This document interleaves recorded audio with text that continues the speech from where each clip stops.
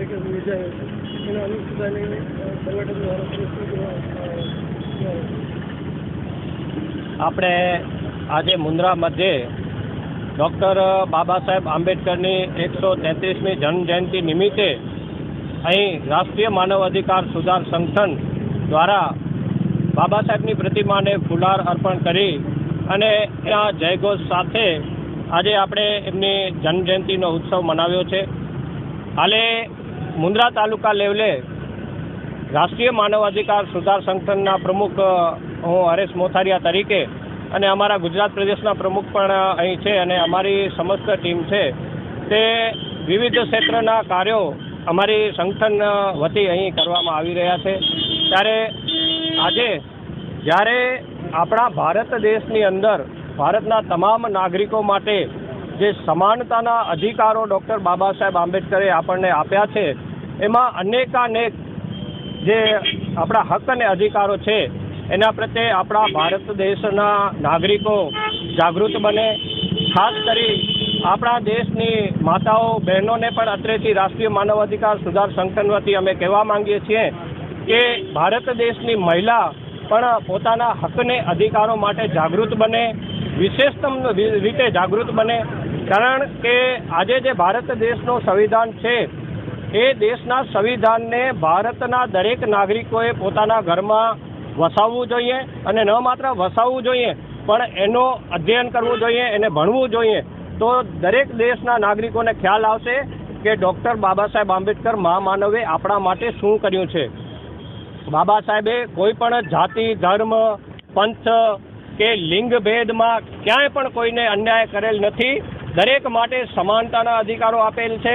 તો એ સમાનતાના અધિકારોની રીતે આપણે ચાલીએ અને દરેક જે પણ સત્તાધારી પક્ષો હોય, ચાહે આજે કોઈ એક પક્ષની સત્તા છે તો ભવિષ્યમાં બીજા પક્ષની સત્તા આવે, તો અમે એમને પણ કહેવા માંગીએ છીએ કે જે ભારત દેશનો સંવિધાન છે એ આજની તારીખમાં પૂર્ણતયા લાગુ થઈ શકેલ નથી.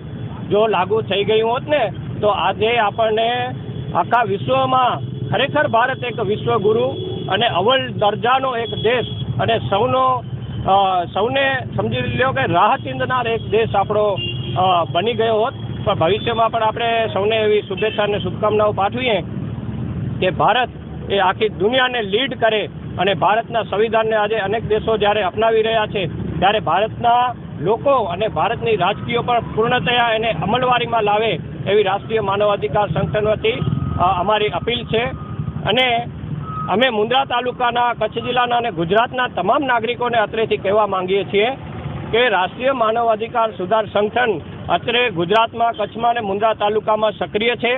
ત્યારે બાળમજૂરીના પ્રશ્નો હોય કે કોઈ પણ મહિલા ઉપર અત્યાચાર, અન્યાય કે મહિલા ઉત્પીડનના કોઈ કિસ્સાઓ હોય, ખાસ કરી ઘણી બધી સરકારી, અર્ધ સરકારી કે ખાનગી કંપનીઓની અંદર જે કર્મચારીઓ કામ કરી રહ્યા છે એમના પણ કોઈ પણ મૌલિક બંધારણીય અધિકારો હોય અને જો એ અધિકારોનો ક્યાંક ને ક્યાંક કોઈ પણ દ્વારા હનન થતું હોય તો અમારું રાષ્ટ્રીય માનવ અધિકાર સુધાર સંગઠનનું આપ સંપર્ક સાધી શકો છો. અમારી અહીંયા શક્તિનગર મુકામે ઓફિસ આવેલી છે.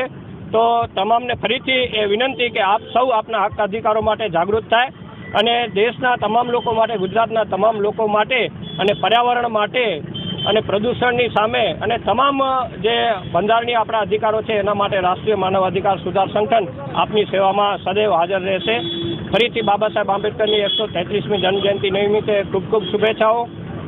અને ખાસ કરીને મુન્દ્રાના જે આપણા જાગૃત પત્રકાર મિત્રો છે એમને હું અત્રેથી અભિનંદન સાથે ધન્યવાદ પાઠવું છું કે અનેકાનેક જે મુદ્દાઓ છે અને જે લોકશાહીનો ચોથો સ્તંભ કહેવાય એ ચોથો સ્તંભ મીડિયા છે, ત્યારે મુન્દ્રાના મીડિયાના પત્રકાર મિત્રો એમની જાગૃતતા દાખવી રહ્યા છે, એક પત્રકાર તરીકેનો ફરજ અને ધર્મ નિભાવી રહ્યા છે. એ બદલ તમામ પત્રકાર મિત્રોને અત્રેથી રાષ્ટ્રીય માનવ અધિકાર સુધાર સંગઠન અભિનંદન સાથે ધન્યવાદ પાઠવે છે.